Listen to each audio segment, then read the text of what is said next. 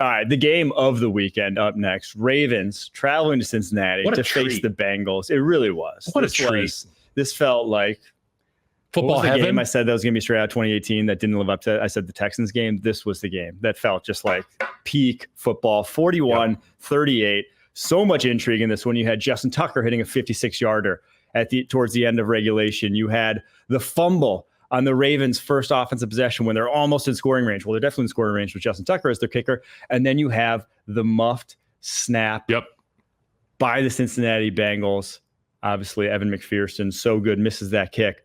But I just want to talk about the decision at the end right now. Zach Taylor to just pound it into a brick wall 3 straight times.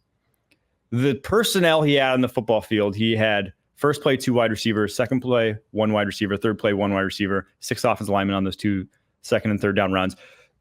Telegraphed, like basically said, we're going to just punch the ball into your chest. Which at that point, if you're going to do that, they should have just kicked the ball on first down. If you were going to run the plays that they ran, because there was no upshot. You're outmanned by this Ravens run defense. You've been outmanned all day. You knew that those plays were going to do nothing for you. They're not playing to their strength in that situation. Because if on first down, the holder drops the snap like that, he could have thrown it away. Like if you were going to do what you did right there, if you said, I'm in good enough field goal range for Evan McPherson, and yeah, Evan McPherson's got a great leg. He's almost 80% for his career, over 50 yards. It's like, yeah, okay, if that's really what you feel and you really are worried about a turnover and just want to get this over with, go ahead and kick it on first down then. That's what they tell us. That's what they tell us. We always want to have another opportunity because if something happens in the operation's the snap, the catch, the hold, the kick. If something goes wrong in that, you can live to play another day. You dirt it. You get an opportunity to line up and field goal again and try to win the football game. But here's the thing. Evan McPherson is still only 80% from 50-plus yards. That means 1 out of 5 kicks, you are losing that game more likely than not because you're giving them great field position at that distance. So you want to get that ball closer. You've been moving the ball literally at will the entire game through the air. Joe Burrow was as good as Joe Burrow has been the past year and a half. Truly like a special performance from him in this one against a very good defense. He was carving up. The one pick at the end of regulation, which maybe spooked him a little, but it's like, was there a 1 in 5 chance he throws a pick there? Is there a 1 in 5 chance he gets sacked there? I don't think so. Joe Burrow in that situation, if you tell him don't take a sack, he's not going to take a sack. Flat out, he's not. You give these great quarterbacks an opportunity to put the game away, and you more often than not have confidence that they're going to get it done. Like when Dak gets the ball at the end of the game last night, I'm like, well, the Cowboys are going to win. That's just how this thing goes historically.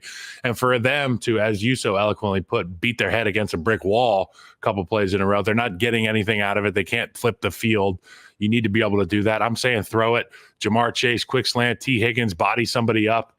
You know, they've got these receivers playing historically well. Joe Burrow, to your point, is fabulous at quarterback. I want to put the ball in the best player's hands to close these things out. It didn't make any sense.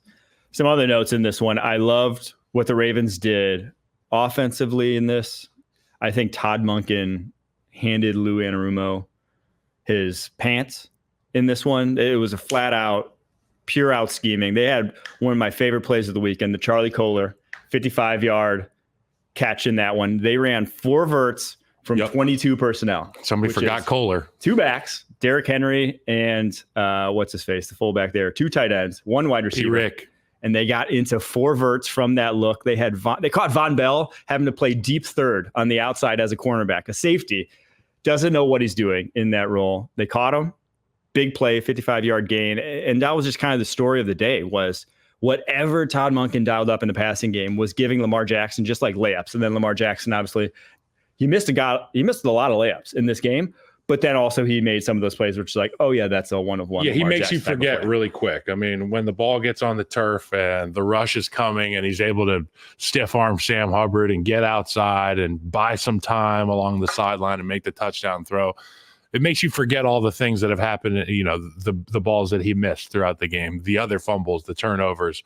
Lamar is such a special talent, and these 2 quarterbacks, I mean, it truly was a treat to watch them go back and forth and back and forth and back and forth. It just felt like it was never going to stop. Whoever had the ball last was going to win this game. And I give a lot of credit to the Bengals defense. They forced Derrick Henry to keep the ball outside. They really stuffed up the middle of that field. And we saw that 51-yarder go out the gate in overtime to set up the game winner. They were demoralized. It's like once they missed that is the impact of playing against the Ravens. You cannot sustain that level of physicality. You cannot sustain that level of attention to detail. And it's, it just, when the floodgates open, they open. And it was Derrick Henry, 51 yards down the left side, and the Ravens get an opportunity to go win the game. Couple more notes here from my notebook. Dax Hill, knee injury in this one. I think Pro Football Doc said it looks like a likely out for the year. We haven't had a full report on it, but not good. I think if there was, final nail in the coffin for the Bengals, it's that he was their best corner this year. DJ Turner, when he was in there for him, not nearly the same. And then you're a big Dax Hill guy. Big Dax Hill guy. He was playing great at corner. It's really, really, really rough to see. And then Miles Murphy, last year's first rounder, first game back. I forget what the injury was to start the year, but I wrote here, I wonder if in his sleep last night, he was shaking his legs and letting out muffled barks like a dog chasing Lamar Jackson. So because he could not it was unbelievable watching him. I think 3 separate occasions. He has Lamar squared up, mano a mano, and never touched him once. It was unbelievable. The man just can't track down Lamar. You drafted a defensive end in the first round that runs like a 4.58 that can't touch Lamar Jackson if he had the rest of his life on a football field to do so, unfortunately. So probably not great. Does anybody use their tight ends as well as Lamar Jackson? No. I mean, there's three, potentially 4 guys, if you include Ricard, that are viable targets for this guy that he finds a way to keep connection with when the play breaks down. And I laugh. The ball hits Lamar Jackson in the chest on a snap, hits the ground, and he's able to find these guys. There's so much value in having a dude who can be so versatile in the backfield, extending plays. It just wears your friggin' defense out. And to your point, they're exhausted. Yeah. They're mentally broken down from the amount of times that they think they've got him corralled and he gets out the gate. It's just so much fun to watch. And 2 separate styles. Burrow, Jackson, 2 separate styles, but just elite quarterback play. I guess something that doesn't get talked about enough with Lamar is that he tires out your D-line. Yes. That, as a defensive lineman, you're one play. It could be a running 2-yard gain that a DN runs 30 yards on and has to go back and do it again. And the next play, it's like, is the guy up in the box, calling for subs? It's like, you don't really want to, you don't want to sub third play into a drive, but sometimes guys are gassed. It's a necessity. That's just what it is. Yeah. Masterclass there from the Ravens offense, 41-38. Bengals should have won that. Stick a fork in them. All right.